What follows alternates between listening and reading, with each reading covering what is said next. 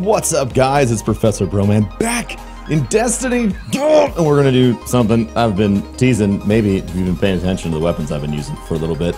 We are gonna look at the Touch of Malice. Now, the Touch of Malice is, of course, the quest you get from Eris for bringing her lots of calcified fragments, along with doing some other story missions that are quest missions that are a relatively large pain in the ass, but it's a worth it weapon, and we're going to go over exactly why the Touch of Malice is worth your time, why it's probably, right now, one of the best weapons in the game for PvE, in my opinion. Alright, so Touch of Malice, it is a scout rifle. It says, let them feel every lash, every curse, every touch of malice that they first dealt to me.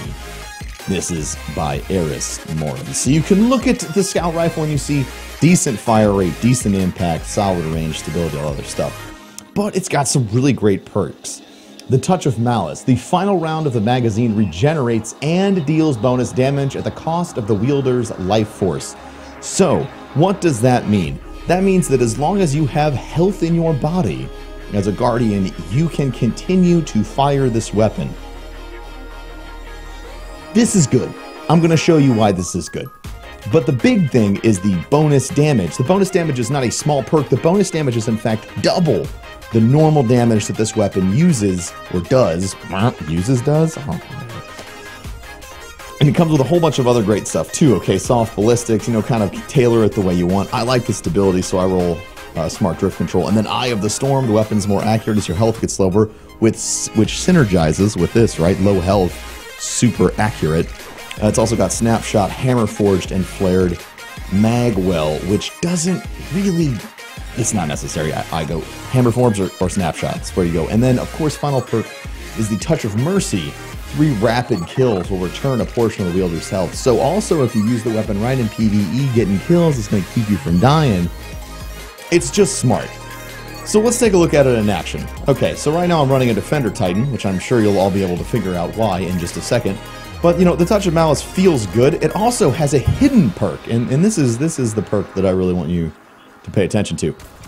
It's full auto.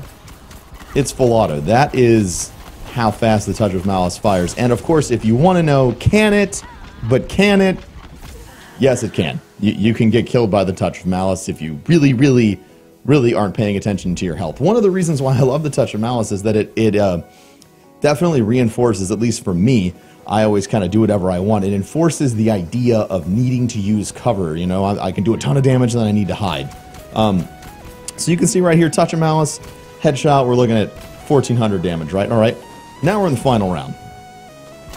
And we're looking at 2800. So it's double the damage, which means for most enemies, it's going to be a one-shot headshot kill.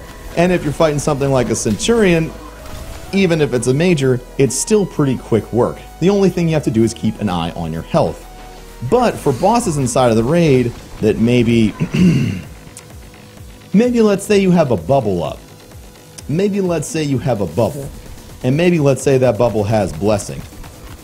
Oh, wait a minute. I noticed that I can just keep going. As long as I have my blessing bubble, it doesn't matter. So essentially, if you are a Defender Titan, this weapon is beyond must-have status. It is easily something that can make your character ridiculously strong in PvE. You can just shoot forever and ever and ever and ever until your brain decides to go kaputski. You know what I'm saying? It's great. It is worth your time to grab yourself the Touch of Malice. It's incredibly strong. It's a great feeling scout rifle. It has the accuracy that it needs. It looks great. It feels cool to use. Everything about it is just fantastic. If you have the time and the patience, make sure to pick up your Touch of Malice.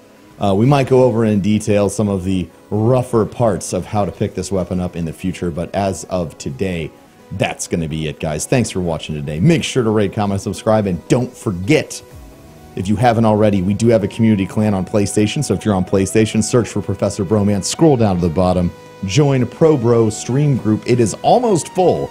Once that group hits 10,000, I will be opening up another group, but join right now. That's the first group.